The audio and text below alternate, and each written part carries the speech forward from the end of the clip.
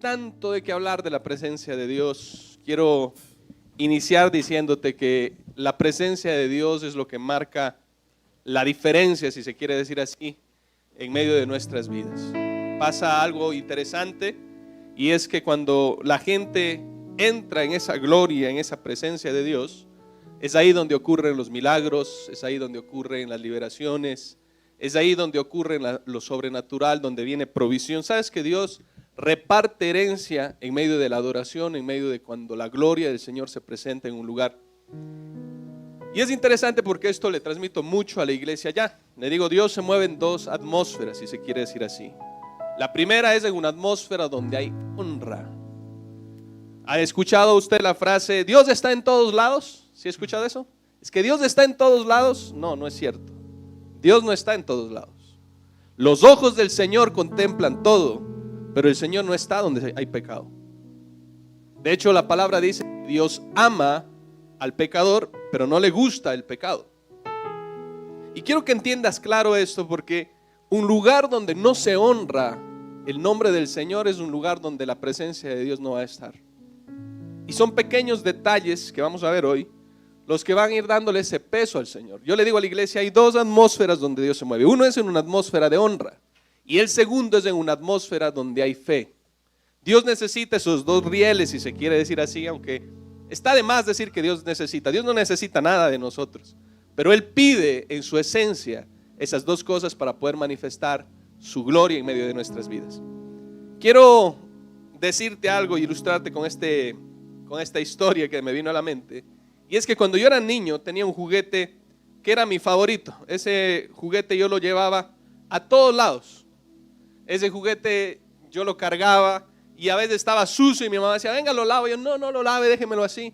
Y a todos lados donde yo iba con ese muñeco. Era un peluche que yo tenía. Y cuando mi mamá me decía, vas a ir a dormir donde tu abuela, lo primero que yo empacaba, ¿sabes qué era? Ese juguete. Ese juguete es parecido al que está ahí.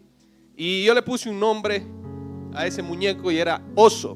Era un oso, yo le puse Oso. Imagínate mi creatividad desde pequeño. Era un osito, yo le puse Oso. Entonces yo decía, no, a Oso me lo tengo que llevar a todo lado.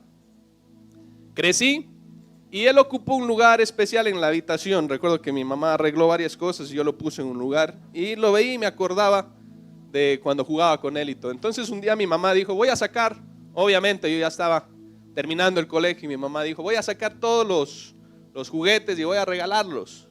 Y yo dije, no hay problema, pero cuando tocó a Oso, ahí sí nos metimos en un problema mi mamá y yo. Le dije, regala todo lo que quieras, pero a Oso no. Y mi mamá me dijo, pero mira, ya está sin un ojo. Yo dije, no, se le consigue, pero no vayas a regalar eso. Y eso me puso a pensar que hay cosas que valen, no por la cantidad de dinero, sino hay cosas que valen por el peso que nosotros les ponemos. Hay cosas que valen por lo que representa en nuestras vidas. Por eso, en esta hora quiero que me acompañes, por favor, en tu Biblia, al libro de 2 de Samuel 1. Va a salir ahí en pantalla, si tú quieres anotar, pero te quiero pedir algo más importante. Préstame atención. Va a aparecer ahí en pantalla 2 de Samuel 6, del 1 al 11. Quiero leerlo en esta versión. La nueva versión internacional dice así.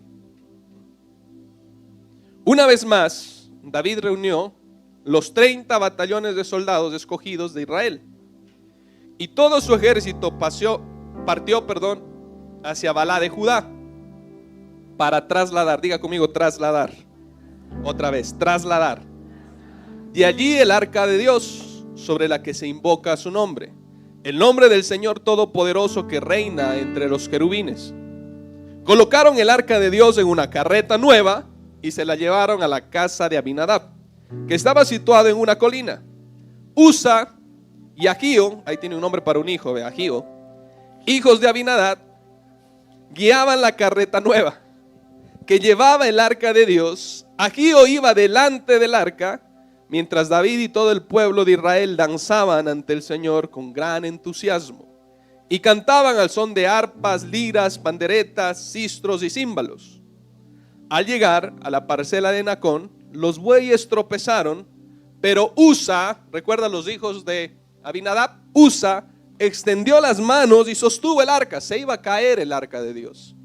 A él se le hizo fácil extender su mano y sostenerla. Versículo 7, entonces la ira de Dios se encendió contra Usa por su atrevimiento y lo hirió de muerte. Ahí mismo, de modo que Usa cayó fulminado junto al arca. David se enojó porque el Señor había matado a Usa. Así que llamó a aquel lugar Perez Usa, nombre que conserva hasta el día de hoy.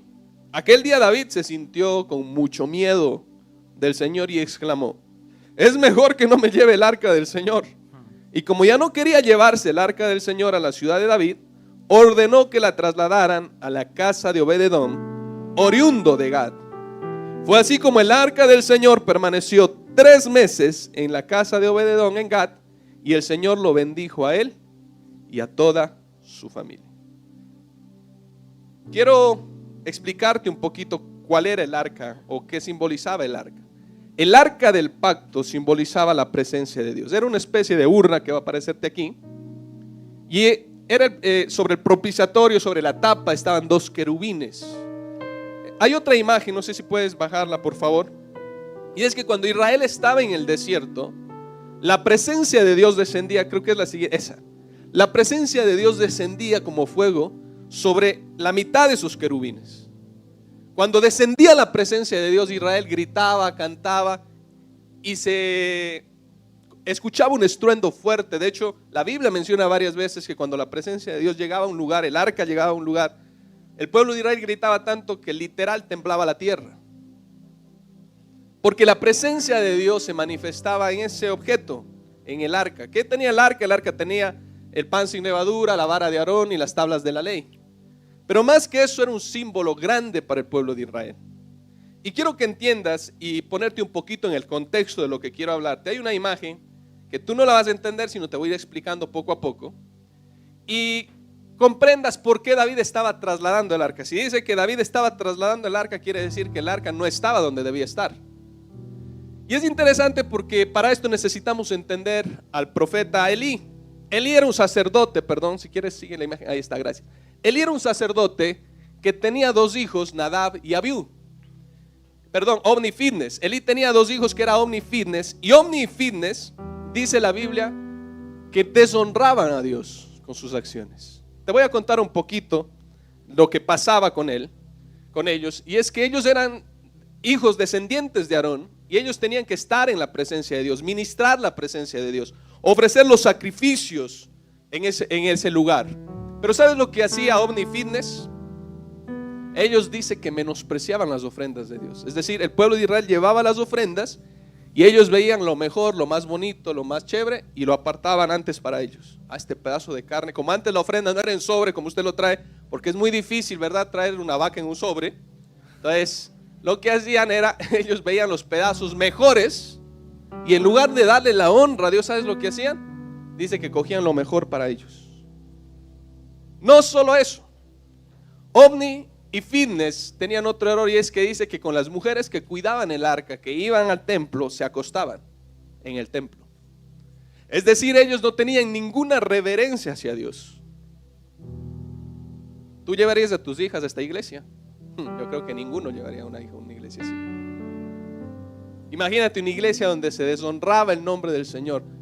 Entonces, el Señor levantó a un profeta. Muchos dicen, y yo coincido con ellos, muchos teólogos dicen que era el mismo Jesús quien vino a darles esa profecía a ellos. Porque cuando no se menciona el nombre de algún sacerdote o algún profeta en la Biblia, por lo general tiene que ser la persona de Jesús. Por eso cuando le pregunta, ¿verdad?, ¿y quién eres tú?, el Señor en varias ocasiones dice, mi nombre es admirable. Y en varias ocasiones Jesús aparece para dar palabra. Y muchos dicen por la perfección de la profecía, que creen que es Jesús el que vino a darle esta palabra al profeta. ¿Sabes por qué vino a darle al sacerdote Elí? Porque Elí no había sido estorbo para sus hijos. De hecho, ahí en donde estás sin salir, te quiero invitarte a que vayas conmigo a Primera de Samuel 2:30. Mira esta palabra que Dios le da a Elí. Dice, por tanto Jehová, el Dios de Israel, dice, yo había dicho que tu casa y la casa de tu padre andarían delante de mí perpetuamente. Mas ahora ha dicho Jehová, nunca yo tal haga, porque yo honraré a los que me honran y a los que me desprecian serán tenidos en poco. La ira de Dios se levantó contra Ofni y Finees. ¿Sabes por qué? Porque habían deshonrado el nombre de Dios. Porque habían tenido en poco la presencia, el arca de Dios y la administración. Y el Señor dijo: yo tenía un pacto con ustedes, pero yo no voy a cumplir eso, porque no fuiste estorbo para tus hijos. Si tú sigues leyendo la historia, dice que Elí les hacía un llamado muy suave a los hijos. Un día les dijo: hijo, me he enterado, el pueblo anda diciendo que ustedes se andan acostando con las muchachas en el templo, que ustedes están cogiéndose las ofrendas. Y les hizo un llamado muy tibio, no tanto porque amaba la presencia de Dios, sino les hizo un llamado más para que si van a hacerlo, háganlo en secreto, que la gente no se dé cuenta. Y sabes, la ira de Dios se encendió y declaró una profecía tremenda, que los hijos de Elí iban a morir y la presencia de Dios iba a salir de Israel. Ahora, tú ves la línea. Israel estaba en guerra, entró en guerra años después de esa profecía, entró en guerra con los filisteos. Entonces, ellos llevaron el arca que simbolizaba la presencia de Dios de ese lugar. Dice que cuando llegó el arca, literal, Israel gritó y la tierra tembló. Pero ¿sabes qué pasó? En lugar de que Dios diera la victoria, dice la Biblia que el arca de Dios, lo que representaba a Dios, se lo robaron los filisteos. Imagínate, se robaron a Dios. Agarraron el arca y se la llevaron. Porque Israel había menospreciado la presencia de Dios. De hecho, en el pasaje me gusta mucho la parte que dice: yo honro a los que me honran. Y hay una verdad tremenda que tiene que ser revelado, y ora al Espíritu Santo para que sea revelado hoy a tu corazón. Porque este pasaje en específico que dice que Dios honra a los que le honran, pero también dice algo: los que me desprecian serán tenidos en poco. Muestra el carácter de Dios. Dios no ha cambiado, Dios sigue mostrando su gloria donde lo honran y sigue alejándose de aquellos que lo desprecian hasta el día de hoy. Israel se roban el arca, los filisteos, y ¿sabes lo que hacen los filisteos? Dice: bueno, ¿y dónde ponemos esto? Que era un símbolo de victoria tremendo. Se habían robado la esperanza, la gloria de Israel, que era la presencia de Dios, se la habían llevado. ¿Y sabes lo que hacen ahí? Si ves el gráfico, se la meten en el santuario de Dagón. Meten ahí el arca del pacto y dicen: metámosla aquí con nuestros dioses, y la metieron ahí. Pero dice la Biblia, narra la Biblia, que al primer día fueron a ver y Dagón estaba postrado delante del arca, se había caído. Dagón, por eso puse, si tú ves ahí unas aletas como de sirena, era un hombre con aletas de sirena, ese era el dios Dagón para ellos. Y cuando fueron a ver, estaba postrado delante del arca. Al día siguiente, si tú lees la historia, dice la palabra del Señor que estaba sin manos y sin cabeza delante del arca. Y ellos se asustaron grandemente, porque Dios no necesita de ejércitos para defenderse. Dios no necesita de nadie para hacer lo que va a hacer. Quiero que entiendas de esto. Dios lo que va a hacer lo puede hacer solo. Y hay gente que piensa que le hace un favor a Dios viniendo a congregarse, por ejemplo.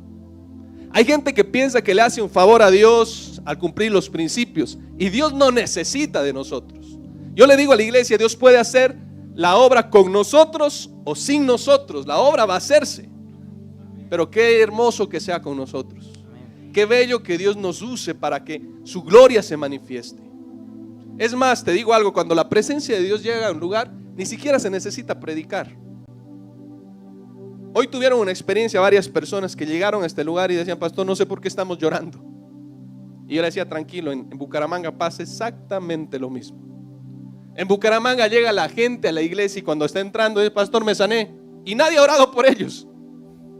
Pastor, entré a un lugar y recibí liberación, no podía dormir, y nadie ha clamado por ellos. Porque cuando la presencia de Dios llega a un lugar, comienzan a ocurrir cosas sobrenaturales en el alma, en el espíritu.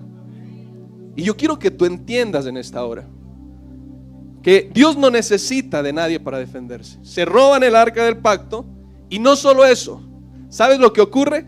Dice la Biblia que ellos se asustaron mucho. Si tú lees, dice que los filisteos se asustaron muchísimo. Ellos llevaron el arca a Asdod y se asustaron mucho porque vieron todo eso, y además de eso comenzaron a salirle tumores a la gente que estaba en Asdod. Y ellos se asustaron, comenzaron a enfermarse. Venga, ¿qué pasa? Pero ¿qué hicimos de diferente? Y se dieron cuenta que la presencia de Dios había llegado a un lugar donde no lo honraban, donde lo habían visto como un objeto más y lo arrimaron allá en medio de otros dioses. Y Dios comenzó a herirlo. Entonces los filisteos dijeron: bueno, mandémoslo para otro lado. Y me gusta mucho porque los de Asdod enviaron el arca a Gat. Dijeron, no, quitémonos de este chicharrón de encima. Ojalá usted no sea de los mismos, ¿no? El carro está molestando, no, vendámoslo, mandémoslo a otro el problema. No, usted como hijo de Dios venda las cosas bien, porque aunque no crea, eso es honrar a Dios también. Claro. Amén. Y entonces ellos quitaron las cosas de Asdod y le dieron a Gat. ¿Y Gat qué crees? Dice la Biblia que Dios afligió a los hombres de aquella ciudad, desde el más chico hasta el más grande, y se llenaron de tumores. Entonces Gad dijo, no, mandémoslo a Ecrón. Pero los de Ecrón ya habían escuchado lo que había pasado en Asdod y en Gad, y dijeron, no, acá no vayan a mandar eso. Entonces dijeron, ¿qué hacemos? Y encontraron una solución. Dijeron, la solución es simple.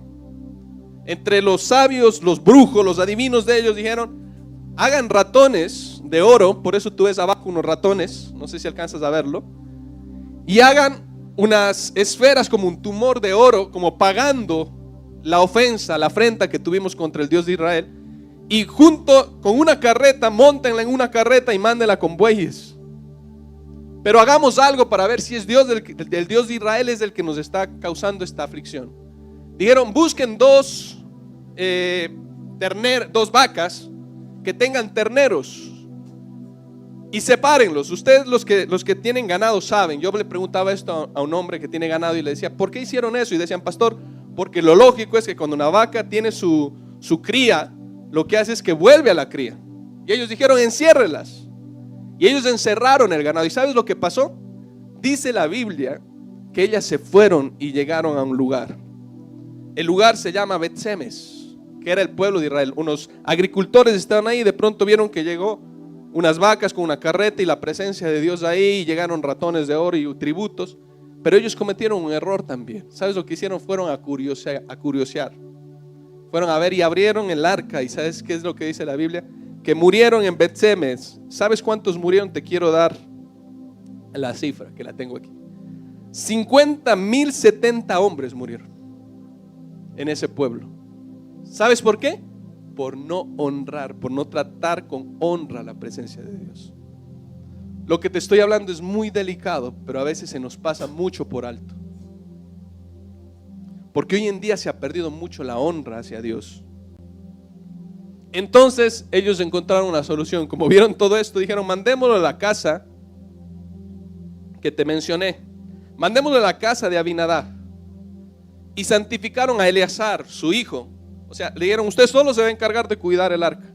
¿Y sabes cuánto demoró el arca en la casa de Abinadab? Dice la Biblia, 20 años. Descuidada ya. O bueno, cuidada solo por Eleazar. Abandonada. Gracias por la palabra. 20 años donde Samuel ungió a Saúl, donde comenzaron a tener otras batallas, otras conquistas. 20 años la presencia de Dios olvidada. Hasta que llegó David. Y David dijo, en la casa de Abinadab 20 años la presencia de Dios, no, eso no puede ser. Vamos a buscarle un lugar a la presencia de Dios. Tiene que ocupar un lugar especial en mi reinado. Y quiero decirte, cuando hay en tu corazón el anhelo de honrar a Dios, van a ocurrir cosas en nuestras vidas. Y David dijo, traslademos el arca. Y ahí es donde nos situamos en la historia. Mira, si entendiste todo el contexto de lo que estaba pasando. Y entonces trajeron el arca de Dios. Pero no lo hizo David como debía hacerse. Después sí, ya vas a verlo después en la historia.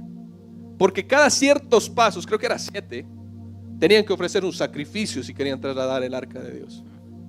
David no lo sabía. Pero quiero que entiendas algo. La ignorancia no quiere decir aprobación de parte de Dios. Y David dijo, montémoslo en una carreta. Como viene una carreta, pues montémoslo en una carreta nueva. Y trataron el arca de Dios, aunque él quería honrar, pero no, el proceso no fue de honra. Y dice que los bueyes tropezaron, ellos venían adorando a Dios, bendiciendo a Dios. Por eso David se enoja, porque venga, Señor, estoy intentando adorarte, estamos haciendo fiesta. Y su ira se enciende y mata a un hombre que estaba sirviendo por orden mía. Porque dice que los bueyes tropezaron y el arca se iba a caer. Y entonces Usa era hijo de Abinadab. Obviamente ellos no sabían cómo honrar la presencia de Dios. Se le hizo fácil ponerle la mano, sostener el arca, sostener la presencia de Dios.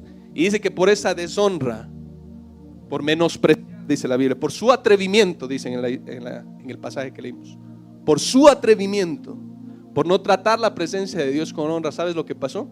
Cayó muerto, desplomado ahí delante de todos. 20 años. Entonces David entró en mucho temor y dijo, no, yo no me puedo llevar la presencia de Dios antes de arreglar cosas en mi casa. Sabes que esto es poco tocado y de hecho yo tengo un mensaje que se titula así, y es que el primer ministerio, la primera cosa que hizo David es deshonrar en cierta manera o no querer la presencia de Dios en su casa. Ya después vamos a verlo más adelante. Pero David dice, no, yo no me voy a llevar eso. Entonces lo dejaron en casa de Obed-edom. Pero si 20 años estuvo en la casa de Abinadab y no ocurrió nada, perdón, ¿me puedes poner la imagen? Si 20 años estuvo en la casa de Abinadab, solo 3 meses bastó en la casa de Obed-edom, y dice que Dios bendijo su tierra, bendijo su familia, bendijo todo lo que tenía en 3 meses. Algo está diferente. 20 años y no pasó nada, 3 meses y la presencia de Dios se derramó en ese lugar. ¿Sabes cuál es la diferencia? Que en la uno la presencia de Dios estaba descuidada, en la otra se honró la presencia de Dios, se lo colocó en un lugar especial. Y yo le digo a la iglesia, nosotros necesitamos aprender a valorar la presencia de Dios. Y la honra se ve en actitudes del corazón. De hecho, quiero leerte este pasaje que está en Isaías 29:13. No sé si me pueden ayudar ahí. Isaías 29:13, mira lo que dice el Señor. Dice pues el Señor, porque este pueblo se acerca a mí con su boca, con sus labios me honran, pero su corazón está lejos de mí, y su temor de mí no es más que un mandamiento de hombres que ha sido enseñado. La honra tiene que nacer, amigo, en el corazón de cada uno de nosotros. Quizás es lo que está faltando en medio de nuestras vidas, quizás es lo que está faltando en medio de nuestras empresas. Honrar. Hay gente que se acerca y me dice, pastor, bueno, hábleme del diezmo, ¿cómo es? ¿Cuánto es que dar? Y desde esa actitud yo digo, es mejor que no lo dé, porque lo va a hacer en una actitud de deshonra a Dios. ¿Sabes para qué es el diezmo, la ofrenda? Te voy a dejar de tarea, leo Deuteronomio 14:23. Dice, para que aprendas a tener temor de Dios. Y te quiero hablar de la honra, y cuando te hablo de honra, literalmente significa peso, darle valor. Comencé contándote de oso, para darte esta verdad tremenda. ¿Qué peso tiene Dios en tu hogar? ¿Qué peso tiene Dios en tu familia? ¿Qué peso tiene Dios en tus hijos? ¿Qué peso tiene Dios en medio de lo que haces? ¿Sabes que hay gente que dice que honra a Dios, pero honra más a un hijo que la presencia de Dios? Una mujer me dijo, pastor, ¿qué está pasando en mi casa? Hay perturbaciones. Le dije, pero si usted es una mujer de Dios, no debería pasar nada de eso.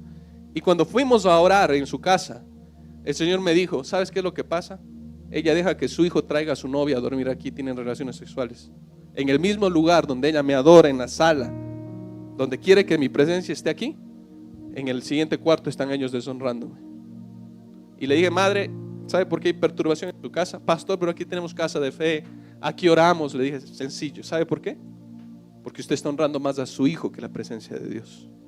¿Cómo así, pastor? Le dije, ¿su hijo está casado? De una vez me miró, pastor, ¿usted quién le contó? Le dije, usted permite que la novia venga a quedarse aquí, ¿verdad? Y no van a hacer oración toda la noche, obviamente.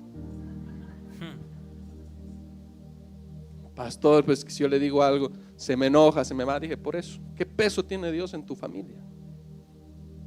Y a veces es bueno comenzar a evaluar eso y decir, bueno, Señor, ¿qué peso tienes tú en medio de mi hogar, en medio de mis finanzas, en medio de mis hijos? Yo conté el testimonio y lo pasé por redes. Un hombre me llamó, un empresario, desesperado. Pastor, necesito pagar nómina, necesito hacer esto. Le dije, vamos a orar, y comenzamos a orar. Y cuando comenzamos a orar, el Señor dijo, Él no me honra en sus finanzas. Yo le di esa empresa cuando estaba mal y comenzó a hablarle cosas que yo no sabía. Digo, cuando estaba en ruinas, cuando estaba en crisis, me clamó a mí y yo lo bendije. Y cuando estaba en esa situación me honraba, y ahora que lo he bendecido, la honra se ha quitado de su corazón. Dijo, ya no diezma, ya no ofrenda, ya no siembra. Y dice que es mía la empresa, pero no tengo lugar ahí. Y cuando le transmití lo que digo, ese hombre se quebrantó y comenzó a llorar. Y el hombre comenzó a hacerlo allá en Estados Unidos. Y dijo, pastor, desde que comencé a hacerlo, Dios ha comenzado a respaldar. Porque hay una promesa que Dios dijo, yo reprenderé al devorador si cumples estos principios. Y te digo algo, los principios Dios los respalda. Pero yo no puedo entrar a decirte qué hacer o no hacer. Porque tú puedes hacerlo como dice la Biblia en Isaías, simplemente por cumplir. Bueno, el Señor dijo, tiene que ser un principio que revele el carácter de Dios y decir, Señor, yo quiero honrarte. Yo quiero darte un lugar. Dice la Biblia también en Hebreos. Hoy el Señor me dijo esto. Hebreos 13:4. Honrosos sean todos del matrimonio y el lecho sin mancilla. Pero a los fornicarios y a los adúlteros Dios los juzgará. ¿Sabes quizás por qué el hogar está en una crisis? Porque no estás honrando en tu hogar a Dios. Pastor, ves que mi esposa cantaletea, es que la comunión se ha roto. Quizás se ha roto la comunión porque antes no estás en comunión, dándole peso a la presencia de Dios en tu casa. Pero ¿sabes qué es lo hermoso? Si Dios te trajo hoy es porque Él quiere que cambies de esa actitud con Él. En griego la palabra para peso, para gloria, para honra, es timao. Y significa premiar, dar un galardón, darle un valor especial. Y dice la Biblia que Dios honra a los que le honran. Es decir, Dios premia a los que buscan su presencia. Dios premia a los que lo bendicen. Dios honra a los que le honran. La honra, amigo y amiga, expresada con palabras y sin hechos, es simplemente palabras. Pero la honra no puede ser impuesta. La honra tiene que nacer en un corazón. Acompáñame por favor en tu Biblia, Malaquías 1, del 6 en adelante, te lo quiero leer. Algunos pasajes nada más. Me encanta. Cuando me dijeron que tomara la iglesia en Bucaramanga, me dieron la oportunidad, los pastores que confiaron. Lo primero que hice fue decirle, bueno, mis amados, reuní el grupo, en ese momento eran 2 líderes. Y dije, vamos a orar, vamos a ver qué nos está haciendo en esta iglesia. Y comenzamos a clamarle al Señor. ¿Y sabes qué nos dimos cuenta? Que en la iglesia había escasez y no estaban cumpliendo el principio de diezmar. No estábamos diezmando. En la iglesia diezmamos sobre la vida del pastor Luis Alberto. Y nosotros no estábamos cumpliendo ese principio. Y le dije, comenzando por aquí, queremos ver la presencia de Dios, pero no estamos honrándolo. Entonces la persona que maneja las finanzas en la iglesia me dijo, pastor, pero es que no alcanza. Y le dije, justamente por eso debemos honrar a Dios. Porque Dios no es un Dios de escasez. ¿Y sabes lo que hicimos? Y puedes preguntarles. Allá en Bucaramanga, todos saben. Aunque no había, comenzamos a cumplir el principio. Y te digo, gracias a Dios, el Señor hoy en día sostiene y hay bendición en la casa del Señor. Porque decidimos darle un lugar de honra. Y no estoy refiriéndome a la cantidad ni al dinero, no. Me estoy refiriendo a darle un lugar especial en tu corazón al Señor. Este pasaje dice, el hijo honra al padre y el siervo a su señor. Y mira lo que dice Dios. Si pues yo soy padre, ¿dónde está mi honra? Y si soy señor, ¿dónde está mi temor? Dice Jehová de los ejércitos. A ustedes sacerdotes que menosprecian mi nombre y dicen, ¿en qué hemos menospreciado tu nombre? En que ofreciste sobre mi altar pan inmundo y dijiste, ¿en qué te hemos deshonrado? En que pensáis que la mesa de Dios es despreciable y cuando ofreces un animal ciego para el sacrificio no es malo. Asimismo, cuando ofreces al cojo o al enfermo no es malo. Preséntalo pues, dice el Señor, a tu rey. ¿Acaso a ver si él se agrada de ti o si te aceptará? El Señor está discutiendo aquí con Israel que no hay una honra especial hacia él. Y está diciendo, ustedes me dicen en qué te deshonras si estamos cumpliendo. No es solo dar, por eso estoy diciendo, no solo es dar, porque hay gente que da pensando que le hace un favor a Dios. Es la actitud del corazón lo que Dios ve. Todos los mandamientos, todos los principios que están en la Biblia siempre tienen que ver con el corazón. Señor, pero es que tanto daño me hicieron, yo no puedo perdonar, es orgullo, es poner mi yo por encima de Dios. Es que usted no sabe, pastor, lo que yo viví. Sí, quizás no sé y nunca lo voy a sentir. Pero si tú decides darle el primer lugar a Dios, desde ahí va a marchar todo diferente. Todos los principios, todos, absolutamente todos, tienen que ver con el corazón. ¿Y sabes qué? Dios mira el corazón. Quiero que vayamos más adelante al versículo 13. Habéis además dicho: qué fastidio es esto, y me despreciáis, dice Dios.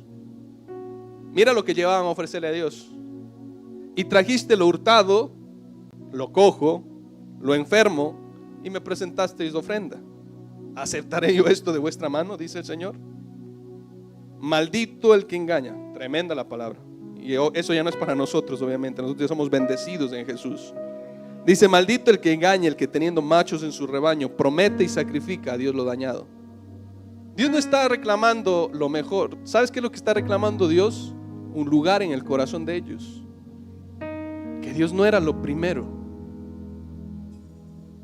¿Recuerdas? Buscad primeramente, ¿qué dice ahí? Se la saben Biblia. Buscad primeramente, ¿qué? Y su justicia, y lo demás, ¿qué dice? Vendrá por añadidura. Pregunta: ¿por qué buscamos la añadidura y si nos queda tiempo lo de Dios? ¿No estamos haciendo lo mismo que ellos? Sí. Hoy siento que estoy predicando. Están muy callados. O me están entendiendo todo o no me están entendiendo nada. Volvemos a repetir la historia. ¿Sabes cuál es el inconveniente? Que Dios siempre ha querido ocupar el primer lugar en nuestras vidas. Porque sabes que si Dios pone orden y si hay el primer lugar en nosotros, de ahí para allá todo lo demás va a comenzar a ordenarse. Si es Dios lo primero en tu día, o lo primero que haces cuando te levantas es agarrar el celular, vamos a ver redes, a ver. Si es Dios lo primero en tu corazón, porque no son solo palabras. La clave de todo esto, ¿sabes qué es? Honrar. Y el Señor reclama y le dice: el Hijo honra al Padre. Y le está haciendo un reclamo a los sacerdotes. Y ustedes aquí son sacerdotes y reyes. Primera de Pedro 1:9 lo dice. Perdón, 2:9. No solo sacerdotes, son reyes también. Y el Señor dice: ¿por qué honras más? Ofrécele lo que me estás ofreciendo a un príncipe, a alguien más. Y es que nosotros hemos cometido ese error. Por eso se ha perdido tanto la honra hoy en día hacia Dios y hacia el hogar también. ¿Sabes cuál es lo peligroso hoy en día de las ideologías? Que el hombre hoy en día ya no tiene ningún lugar en casa. La mujer dice: no, es que yo soy chévere, valiente, yo puedo, yo soy capaz. Y sí, usted puede, usted es valiente. Si Dios está con usted, usted va a lograrlo. Pero un hombre es importante en casa. Y con los movimientos hoy en día lo que está haciendo es menospreciando al hombre. Alguien me decía: pastor, cuando yo llegaba a casa, cuando llegaba mi papá, a casa, eso era una honra. Todo el mundo callado, no se podía hacer bulla, porque él está durmiendo. Papá llegó tarde, está trasnochado. Fue en silencio. Digo, llegaba el hombre de la casa y le ofrecía la mejor presa de pollo. Ahí, ¿verdad, amor? Tenga usted el que trae el sustento a esta casa. Dios a través de usted. ¿Y sabes lo que Dios le demanda a la mujer? Ayer que estuvimos en el seminario de damas, que fue glorioso. Dios le demanda, dice, que para su esposo usted lo honre. Él no dice nada más. A nosotros sí nos pone más duro. A nosotros sí nos manda a hacer una serie de cosas más. Pero ¿sabes? Lo único que le pide a la mujer, dice: respételo, honrelo. Y me decía este hombre: pastor, pero yo llego a casa, ni el perro sale a saludarme. Y yo llego y digo: amor, hay comida. Y me dice: pues mira ahí en la cocina a ver si le quedó algo. Y parece que por la cocina había pasado un huracán, pastor. No dejaron nada los chinos. Yo: amor, yo tengo hambre. Pues mira a ver si se prepara, mira a ver qué hace. La honra, amigo y amiga, se está perdiendo. ¿No me crees? Mira en Semana Santa. La gente usa ese espacio que se supone es para recordar el sacrificio del Señor, para hacer todo menos para honrar a Dios.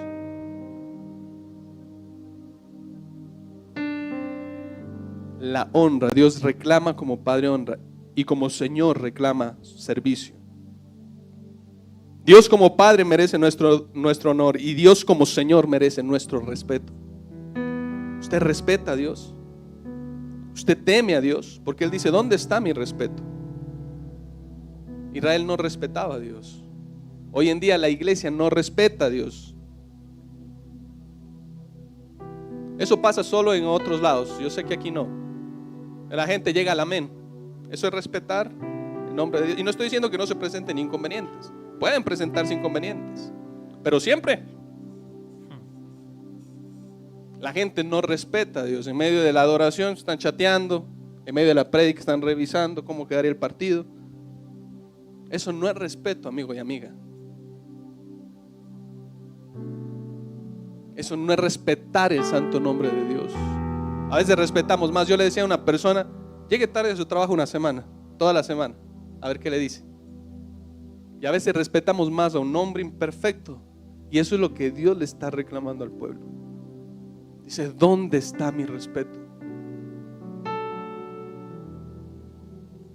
Quiero culminar con esta imagen para que podamos orar.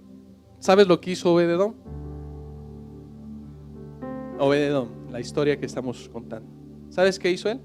Amó tanto la presencia de Dios. ¿Puedes seguir? Por favor, sigue abajo. La última imagen. Primera de, bueno, hay varios pasajes, ¿no? ¿Sabes lo que hizo Obed-edom? Se enamoró tanto de la presencia de Dios, honró tanto la presencia de Dios, entendió tanto que la presencia de Dios era la que marcó la diferencia en su casa, en sus finanzas, en su familia. ¿Que sabes qué hizo?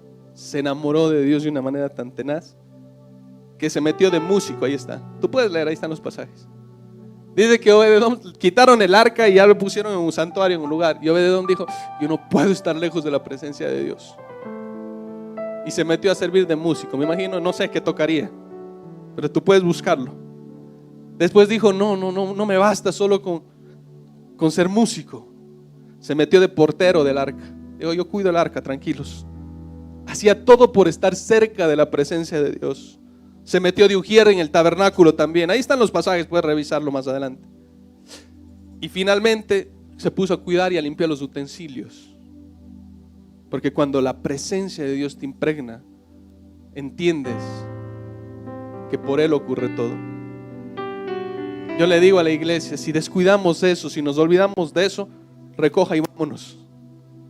Si nos olvidamos que la presencia de Dios marca la diferencia en nuestras vidas, en nuestros hogares, en nuestro sustento, entonces no estaremos haciendo nada.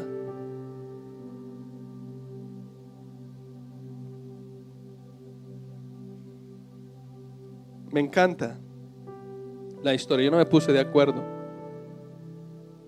pero se mencionó aquella mujer que Mateo 10. Antes de eso quiero decirte esto. Mira lo que dice Mateo 10, 40 y 42. El que a vosotros recibe, a mí me recibe, y el que me recibe a mí, recibe al que me envió. El que recibe un profeta, por cuanto es profeta, recompensa de profeta recibirá. Y el que recibe un justo, por cuanto es justo, recompensa de justo recibirá. Y cualquiera que dé a uno de estos pequeños un vaso de agua fría solamente, por cuanto es discípulo, de cierto os digo que no perderá su recompensa. ¿Sabe lo que está hablando Dios? De honra hacia los demás. Cuando tú honras a Dios, no se te va a hacer fácil honrar los líderes, honrar las personas que sirven acá, las personas que sirven afuera. Pero cuando tú no honras a Dios, tú los vas a ver como alguien más que está ahí.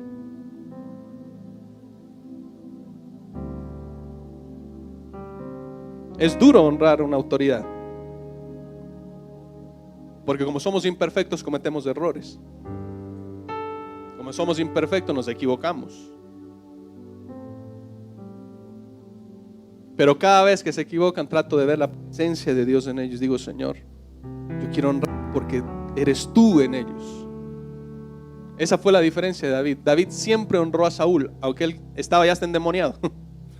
En serio. Dice que lo perturbaba un espíritu a Saúl.